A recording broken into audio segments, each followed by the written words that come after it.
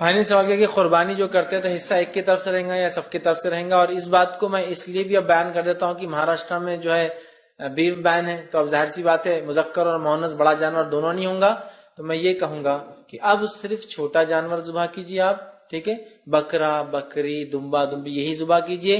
خام و خواہ ہم یہ کر سکتے، ہم اس کے خلاف ہے، ہماری اتنی چلتی، ہم یہ بتا سکتے، ہم وہ کرتے، مجھے ایسا اندیشہ، ایسا اللہ کرے کہ نہ ہو، لیکن اندیشہ ہے کہ فتنہ کھڑے ہونے والا ہے، حالانکہ ایسا کوئی ضروری نہیں ہے۔ اب یہ موقع بھی بہت اچھا ہے کہ سنت کو واپس ریوائیو کیا جائے، کہ آسلم کے زمانے میں ابو ایوب انصاری رضی اللہ عنہ فرماتے ہم اپنی طرف سے اور اپنے اہل و عیال کی طرف سے ایک جانور ذبح کرتے، ایک بکری ذبح کرتے۔ تو کسی نے سوال کیا ابو ایوب انصاری سے، ایک بکری ذبح کرتے پورے گھر کا، گھر میں 80 لوگ ہو تو 80 لوگ بھی ہوتے تو ہم ایک ہی بکری ذبح کرتے، تو پتہ چلا ایک حصہ پورے خاندان اور گھر کی طرف سے کافی ہو جاتا ہے۔ یاد رکھیں، ہاں اللہ نے دیا ہے تو 1 2 10 20 25 50 100 کیجیے، وہ ایک الگ ایشو ہے، لیکن کفایت جس کو بولتے ہیں نا، قربانی ہو جائے، ایک حصہ اپنی طرف سے اور اپنے گھر والوں کے مطلب بیوی بچوں کی طرف سے کافی ہے۔ جس کو عام زبان میں کہوں گا، ایک کمانے والا ایک حصہ ڈالے، یا ایک چولہا ایک حصہ ڈالے۔ میں ہوں اکیلا کماتا ہوں، میرے والد میرے پہ ڈیپینڈ ہے، میری والدہ میرے ساتھ رہتی ہے، میری بیوی اور بچے سب میرے ماتحت ہیں، تو میرا ایک حصہ میرے والد میری والدہ میرے بچوں سب کی طرف سے کافی ہے۔ نہیں میری والد کی انکم الگ ہے، میری الگ ہے، تو پھر 2 حصے، میرا اپنا، میرے بیوی بچے اس میں شامل، والد اپنا، ان کے بیوی اور ان کے وہ بچے جو کماتے نہیں ہیں ان پہ ڈیپینڈ ہے وہ اس میں شامل، بیٹیاں اگر ہوں گی یا چھوٹے بیٹے ہیں وہ اس پہ ہو گئے، سمجھ رہے آپ؟ تو یہ بہت اچھا موقع ہے۔ اگر ویو بین ابھی ہے تو خاموخواہ لوگ بول رہے ہم کو اتنی قربانی کرنا، اتنے حصے کیسا کریں گے، اتنے بکرے کہاں سے لائیں گے؟ تو کوئی ضروری نہیں، آپ ایک چھوٹا جانور بھی لے لیں تو ایک حصہ پورے گھر کی طرف سے کافی ہو جاتا ہے۔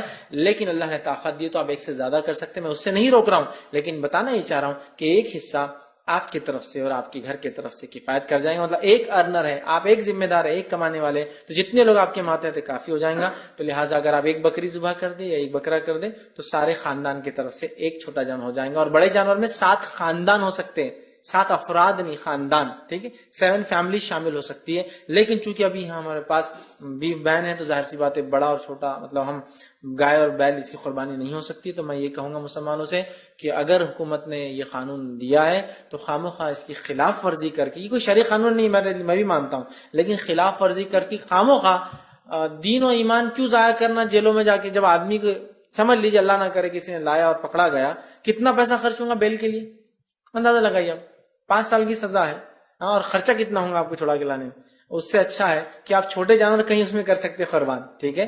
تو بیٹر یہ ہے، صحیح بات تو یہ ہے کہ اگر سہولت اور آسانی ہو تو ٹھیک، نہ ہو تو میں کہوں گا احترام کیجیے اس قانون کا اور چھوٹے جانور لائیے، اور ایک جانور اگر چھوٹا لائیں گے تو سارے گھر والوں کی طرف سے انشاءاللہ عزیز کفایت کر جائیں گا۔ السلام علیکم ورحمۃ اللہ۔ معزز سامعین، آج کل قربانی کے تعلق سے غیر مقلدین اور اہل حدیث یہ لوگ اپنی کنجوسی کا بخوبی اظہار کرتے آ رہے ہیں۔ وہ لوگ یہ پیش کرتے ہیں کہ صحابہ کرام رضوان اللہ علیہم اجمعین میں سے کئی صحابہ نے فرمایا کہ ہم اپنے گھر والوں کی طرف سے ایک بکرا یا بکری ذبح کرتے اور پورے گھر والوں کی طرف سے یہ کفایت کرتا۔ جی بالکل، روایات میں یہ چیز ملتی ہے، لیکن یہ ذہن میں رکھنا چاہیے کہ صحابہ کرام رضوان اللہ علیہم اجمعین میں اکثر لوگ غربا تھے، اور حضور علیہ الصلاۃ والسلام نے یہ بھی تو فرمایا، یہ بھی تو حدیث ہے ابن ماجہ شریف کی اور المستدرک علی الصحیحین میں، سیدنا امام حاکم نے بھی اس کو روایت فرمایا کہ جس کے پاس استطاعت ہو اور وہ قربانی نہ کرے وہ ہماری عیدگاہ میں نہ آئے۔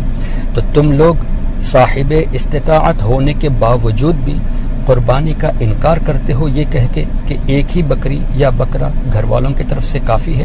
وہ تو ان کے لیے ہے جن کے پاس سرمایہ نہ ہو، اور جن کے پاس سرمایہ موجود ہے ان کے لیے تو ہر صاحب استطاعت پر، یعنی ان کے لیے فردن قربانی کرنا واجب ہے۔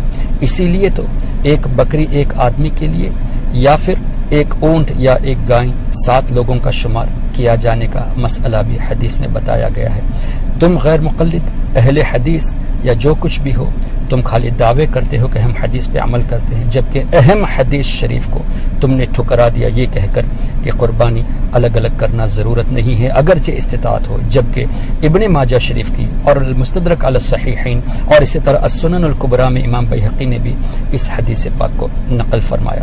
اے غیر مقلدو، اے اہل حدیث اپنے آپ کو کہلانے والوں، اللہ کے نام پر قربانی کرنے میں کنجوسی کا کیوں اظہار کرتے ہو، اور وہ بھی ان ایام میں جن ایام کے بارے میں آقا کریم صلی اللہ علیہ وسلم نے ارشاد فرمایا کہ قربانی کے ایام میں اللہ کے نزدیک خون بہانے سے بہتر کوئی عمل نہیں، ایسا عظیم عمل، اس میں کنجوسی۔ الحمدللہ ثم الحمدللہ، تم نے ظاہر کر دیا کہ تمہیں حدیث سے کوئی مطلب نہیں۔ یہ شیوا، یہ تو اہل سنت والجماعت کو ملا ہے کہ الحمدللہ سنی حضرات تمام حدیثوں پر عمل کرتے ہیں۔ جو حدیث یہ بتاتی ہے کہ ایک قربان سب کی طرف سے کفایت کرتا ہے، وہ ان کے لیے ہے جن کے پاس استطاعت نہیں، اور جو روایت یہ بتاتی ہے کہ سب کی طرف سے قربان کیا جائے، وہ ان کے لیے ہے جو صاحب استطاعت ہو۔ الحمدللہ ہمارا موقف بالکل واضح اور حدیث کی روشنی میں ہے۔ تم صرف اور صرف دعویٰ کرتے ہو، حدیث سے کوئی تمہارا تعلق نہیں۔ اللہ تعالیٰ تم جیسے جاہل، ذلیل، بے وقوف، کنجوس لوگوں سے امت کی حفاظت فرمائے۔ السلام علیکم۔